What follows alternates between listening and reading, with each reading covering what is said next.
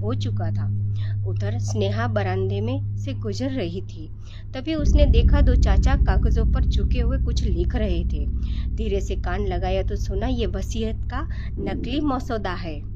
इसमें सारी जमीन हमारे नाम होगी, पोते और बाकी लोगों को सिर्फ दिखावे का हिस्सा देंगे। स्नेहा का दिल धक धक करने लगा। वह भागकर सक्षम को बताती है।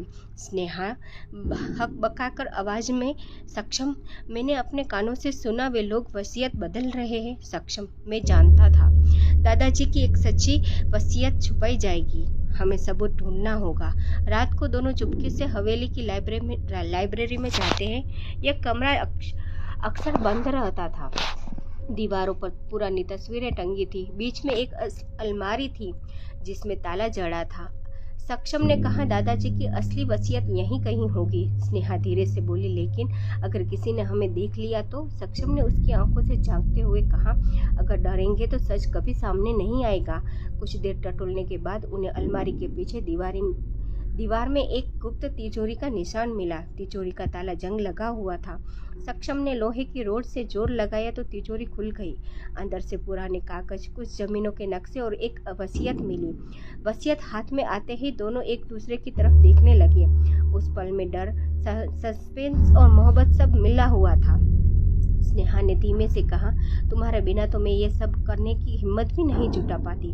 सक्षम हल्की हंसी में बोला, और तुम्हारे बिना मुझे ये रास्ता मिलता ही नहीं। दोनों की आंखें मिली। कुछ पल को हवेली के सारे शोर, सारी साजिशें जैसे थम गई। दिल की धड़कनों में पहली बार इजहार किया। दोनों एक दूसरे के करीब आ गए, मगर तभी बाहर से तेज कदमों की आहट सुनाई दी। दरवाजा धड़ाम से खुला। तीनों चाचा अंदर आ गए। उनकी आंखों में गुस्सा और शक साफ झलक रहा था। तो तुम दोनों यहाँ क्या कर रहे थे? सक्षम ने वसीयत अपनी जेब में छुपा ली। बस किताबें देख रहे थे, उसने सहजता से कहा। लेकिन चाचाओं को शक हो चुका था। एक चाचा ने स्नेहा की तरफ उंगली उठाई। ये लड़की बाहर से आई है, यही सब गड़बड़ कर रही है, हवेली से निकाल देना चाहिए। स्नेहा सहम गई। सक्षम ने बीच में आकर कहा, अगर इसे छेड़ा तो मुझसे बुरा कोई नहीं होगा। अगली सुबह हवेली में हलचल थी। चाचाओं ने घर वालों को इकट्ठा कर घोषणा की कि स्नेहा अब इस हवेली में नहीं रहेगी। ये हमारे खानदान के बीच फूट डाल रही है। लेकिन तभी सक्षम ने सबके सामने आवाज बुलंद की, सच्चाई ये है कि असली फूट आप डाल रहे हैं। आप दादाजी की वसीयत छुपाकर लालच दिखा रहे हैं, और मैं इसका सबूत लेकर खड़ा हूँ। सभी रिश्तेदार हैरान रह गए। स्नेहा की आंखों में आंसू थे, मगर उन आंसुओं में पहली बार भरोसे की चमक थी। सुबह हवेली के दरबार हॉल में सबको बुलाया गया। चाचा लोग हाथ में कागज लेकर खड़े थे। ये रही दादाजी की वसीयत। बड़े चाचा ने घोषणा की। उन्होंने पढ़कर सुनाया, सारी जमीन, कारोबार और हवेली तीनों बेटों में बराबर बांटी जाती है। पोतों और बाकी रिश्तेदारों को केवल गुजारे भर का हिस्सा मिलेगा। रिश्तेदार तालियां बजाने लगे, पर सक्षम के चेहरे पर हल्की मुस्कान थी। वो जानता था यह नकली वसीयत है। चाचा ने अचानक कहा, और हाँ, स्नेहा का इस हवेली में कोई नाता नहीं। यह लड़की सिर्फ पैसे के लालच में यहाँ ठहरी है। इसे तुरंत निकाल देना चाहिए। भीड़ में कानाफूसी शुरू हो गई। हाँ, सही कह रहे हैं, लड़की जवान है, कहीं कुछ गड़बड़ न हो जाए। ये तो शहर की पढ़ी लिखी है, जरूर संपत्ति पर नजर है। स्नेहा रोते हुए बोली, मैंने कभी किसी की चीज पर हक नहीं मांगा, मैं तो बस रिश्तेदारी निभाने आई थी। सक्षम बीच में आ खड़ा हुआ। बस कोई इसे एक शब्द भी कहेगा तो मैं बर्दाश्त नहीं करूंगा। ये हवेली उतनी ही इसकी है जितनी हमारी दादाजी इसे बेटी मानते थे। रात को सक्षम और स्नेहा छुपकर असली वसीयत पढ़ते हैं। उसमें लिखा था, मेरे बाद मेरी संपत्ति का बड़ा हिस्सा गांव के स्कूल, अस्पताल और गरीब किसानों के नाम होगा। शेष हिस्सा मेरे पोतों को मिलेगा। बेटों को सिर्फ जिम्मेदारी निभाने का अधिकार होगा, मालिकाना हक नहीं। दोनों हैरान रह गए। स्नेहा ने कहा, तो दादाजी असली दानवीर थे। उन्होंने गांव के लिए सोचा, और ये लोग सब हड़पना चाहते थे। सक्षम की आंखों में चमक आई। यही हमारी ताकत है। ये सच सबके सामने लाना होगा। अंधेरी रात में हवेली के आंगन में दोनों बैठे थे। स्नेहा ने धीमे स्वर में कहा, अगर इस सच को उजागर किया तो वे हमें दुश्मन मान लेंगे, शायद जान से भी मारने की कोशिश करें। सक्षम ने उसका हाथ पकड़कर कहा, मुझे परवाह नहीं। जब तुम मेरे साथ हो तो मुझे किसी चीज का डर नहीं। हम दादाजी की आखिरी इच्छा पूरी करेंगे और इस हवेली को लालचियों से बचाएंगे। दोनों ने एक दूसरे की आंखों में देखते हुए कस्में खाई। अब उनकी मोहब्बत सिर्फ दो दिलों की नहीं रही, बल्कि न्याय की लड़ाई भी बन चुकी थी। अगली सुबह चाचाओं ने पूरे परिवार के सामने साफ कह दिया, सक्षम हमारी राह में कांटा बन गया है। अगर उसने ज्यादा अकड़ दिखाई तो हम इसे इस हवेली से बाहर निकाल देंगे। सक्षम ने सामने खड़े होकर कहा, निकालना हो तो निकाल दीजिए, लेकिन मैं असली वसीयत सबके सामने जरूर लाऊंगा। और स्नेहा वो मेरी ताकत है, चाहे कुछ भी हो जाए मैं इसे अकेला नहीं छोड़ूंगा। यह सुनकर पूरा माहौल सन्नाटे में बदल गया। स्नेहा की आंखें भीग गई, मगर उनमें अब डर नहीं विश्वास था। हवेली के पिछवाड़े बड़े चाचा अपने भाइयों से फुसफुसा रहे थे, सक्षम हमारे हाथ से सब कुछ छीन लेगा, वह वसीयत जरूर दिखाएगा, तो हमें उसे और उस लड़की को फंसाना होगा।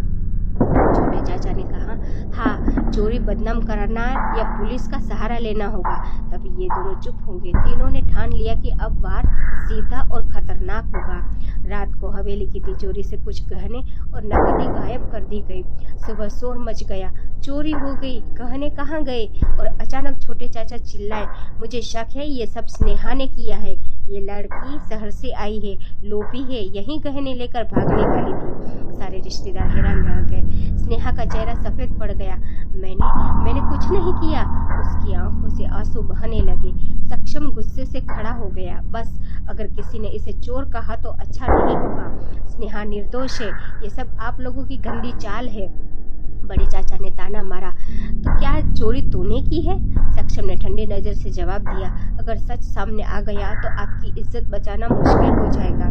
उसकी आवाज में इतनी शक्ति थी कि भीड़ चुप हो गई। दोपहर को हवेली के दरवाजे पर पुलिस की जीप आकर रुकी। इंस्पेक्टर अंदर आया। हमें शिकायत मिली है कि हवेली से गहनों की चोरी हुई है। सब एक लड़की पर है, नाम स्नेहा। स्नेहा कांपने लगी। भीड़ में फिर कानाफूसी शुरू हो गई। अब तो जेल लाई जाएगी लड़की। हवेली की इज्जत मिट्टी में मिल गई।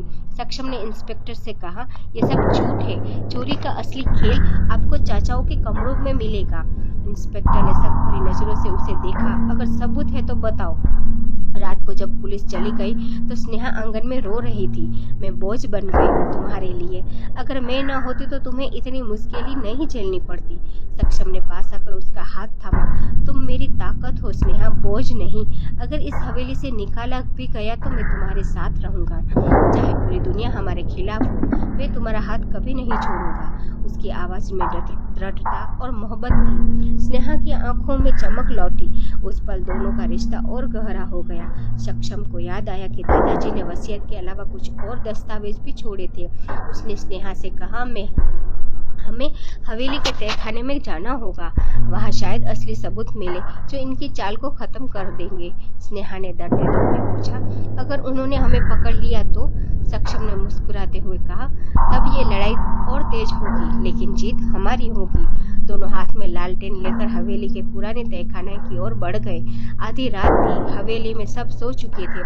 सक्षम और स्नेहा हाथ में लालटेन लेकर हवेली के पिछले हिस्से से तहखाने की ओर बढ़े। लोहे का पुराना दरवाजा जंग खा चुका था। जब उसे धक्का देकर खोलाया तो भयानक आवाज गूंजी। स्नेहा कांप गई। ये जगह तो डरावनी है। सक्षम ने उसका हाथ थामते हुए कहा, मत डरो, यहाँ ही दादाजी ने राज छुपे होंगे। तहखाना तूला और जाली से भरा था। दीवारों पर पुराने संदूक और लकड़ी के सब बक्से रखे थे। काफी तलाश के बाद एक बक्से में उन्हें एक मोटी डायरी और कुछ दस्तावेज मिले। सक्षम ने डायरी खोली। उसमें दादाजी के हाथ से लिखी बातें थी। मेरे बेटों पर भरोसा नहीं, वे लालची हो चुके हैं। मेरी असली वसीयत और दान के कागज इस डायरी के साथ छुपा रहा हूँ। यही समय पर मेरा पोता सक्षम इन्हें उजागर करेगा। स्नेहा की आंखें नम हो गई। देखा दादाजी को तुम पर कितना विश्वास था।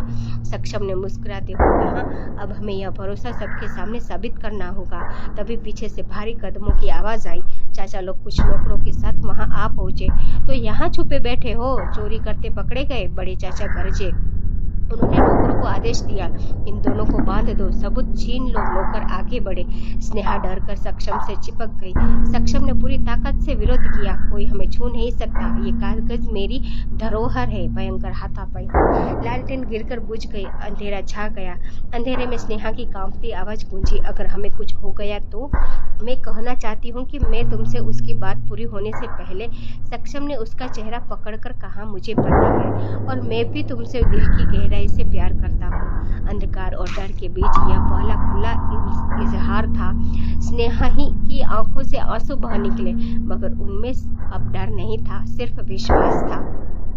उसी वक्त हवेली का पुराना वफादार नौकर रामदीन वहां पहुंचा। उसने चाचाओं को रोकते हुए कहा, आप लोग गलत कर रहे हैं। मैंने अपनी आंखों से देखा है, असली वसीयत और दस्तावेज इन्हीं के पास है। ये सच छुपाकर आप हवेली की इज्जत मिटा रहे हैं। रामदीन की गवाही ने हालत बदल दी है। चाचा लोग गुस्से से तिलमिला उठे, मगर उन्हें पीछे हटना पड़ा। अगली सुबह हवेली का माहौल बदल गया। सक्षम और स्नेहा ने असली वसीयत और दस्तावेज गांव के बुजुर्गों के सामने पेश की। सब हैरान रह गए। राजेंद्र प्रताप ने तो अपनी दौलत गांव वालों और पोतों को दी थी। ये बेटे तो सब बेचकर खाक जाते। गांव वाले सक्षम के पक्ष में खड़े हो गए। स्नेहा को देखकर सबने कहा, ये लड़की निर्दोष है, बल्कि इसने तो सच सामने लाने में मदद की है। जब असली वसीयत गांव के बुजुर्ग के सामने पढ़कर सुनाई गई तो तीनों चाचाओं के चेहरे पर हवाइयां उड़ने लगी। बड़े चाचा ने दांत पीसते हुए कहा, सक्षम ने हमें सबके सामने अपमानित कर दिया। अब ये हवेली हमारे हाथ से निकल जाएगी। छोटे चाचा ने फुसफुसाते हुए कहा, अगर हमें हवेली चाहिए तो आखिरी चाल चलनी होगी। अब या तो जीतेंगे या सब खो देंगे। रात को हवेली में अचानक आग लग गई। लकड़ी के हिस्से धू धू करके जलने लगे। लोग इधर उधर भागने लगे। भीतर स्नेहा अपने कमरे में फंस गई। दरवाजा बाहर से बंद था। स्नेहा चीख पड़ी, सक्षम बचाओ मुझे। सक्षम दौड़कर आया, मगर धुएं ने सब ढक लिया था। उसने दरवाजा तोड़ने की कोशिश की। चाचा लोग दूर से खड़े मुस्कुरा रहे थे। अब ये दोनों जलकर खाक हो जाएंगे, समस्या ही खत्म हो जाएगी। सक्षम ने अपनी जान की परवाह किए बिना दरवाजा तोड़ डाला। अंदर धुआं तो स्नेहा बेहोश हो चुकी थी। उसने अपनी बाहों में उठाया और बाहर निकलने की कोशिश की। आग की लपेटें हर ओर थी। सक्षम ने अपनी शर्ट उतारकर स्नेहा को ढक लिया और धुएं से जूझते हुए रास्ता बनाया। उस पल उसके दिल में एक ही ख्याल था, अगर मेरी सांसें रुक भी गई तो भी इसे बचा कर जाऊंगा। आखिरकार सक्षम ने स्नेहा को आग से बाहर निकाल लिया। गांव वालों ने पानी डालकर आग बुझाई और स्नेहा को होश में लाया। जब सबको सच्चाई पता चली कि आग चाचाओं की चाल थी तो गांव के लोग भड़क उठे। ये लोग अपने बेटे बहू को मारना चाहते थे। इनमें इंसानियत नहीं बची। बुजुर्ग मुखिया ने आदेश दिया, आज से ये तीनों इस हवेली से बेदखल होंगे। इन्हें कोई हक नहीं है। जब हालात शांत हुए तो स्नेहा ने सक्षम का हाथ पकड़ लिया। उसकी आंखों में आंसू थे, आवाज कांप रही थी। तूने अपनी जान दांव पर लगा दी, क्यों? सक्षम ने उसके माथे पर हाथ रखकर कहा, क्योंकि तुम्हारे बिना मेरी जिंदगी अधूरी है। मैं तुमसे सिर्फ प्यार ही नहीं करता, मैं तुम्हें अपनी जिम्मेदारी, अपना सपना मानता हूँ। स्नेहा रोते हुए उसकी बाहों में सिमट गई, और मैं भी तुम्हें अपना सब कुछ मान चुकी हूँ। कुछ दिनों बाद हवेली में फिर से रौनक लौट आई। संपत्ति का बड़ा हिस्सा गांव वालों के नाम पर कर दिया गया। गांव में स्कूल और अस्पताल बनने लगे। सक्षम और स्नेहा अब सबकी नजरों में मिसाल थे। एक ऐसा जोड़ा जिसने सिर्फ प्यार जीता, बल्कि लालच और अन्याय पर भी जीत हासिल की। हवेली में वर्षों बाद पहली बार सच्ची खुशी लौट आई। गांव के चौपाल से लेकर हवेली तक रोशनी की झालरें सज गई। ढोल नगाड़ों की गूंज से पूरा माहौल उत्सवमय हो उठा। यह अवसर था सक्षम और स्नेहा के विवाह का। गांव के लोग कहते हैं, फिर रहे हैं। ये दोनों सिर्फ दिलों के रिश्ते में नहीं जुड़े, बल्कि न्याय की लड़ाई भी साथ लड़े। बारात जब हवेली के मुख्य दरवाजे पर पहुंची तो ढोलक और शहनाई की धुन बजने लगी। स्नेहा लाल जोड़े में सजी थी। उसके चेहरे पर हल्की शर्म और आंखों में गहरी चमक थी। सक्षम उसे देखते ही मुस्कुरा उठा। उस मुस्कान में वर्षों का संघर्ष और जीत दोनों समाये थे। मंडप में अग्नि के चारों ओर दोनों बैठे। मंत्रों की गूंज और फूलों की वर्षा के बीच 7 फेरे शुरू हुए। हर फेरे के साथ सक्षम और स्नेहा ने एक दूसरे के वचन लिए। हम हर सुख दुख में साथ रहेंगे। हम न्याय और सच्चाई का साथ कभी नहीं छोड़ेंगे। हम अपने प्यार को दूसरों की भलाई से जोड़ेंगे। आखिरी फेरे के बाद स्नेहा ने धीरे से फुसफुसाया, अब कोई हमें अलग नहीं कर पाएगा।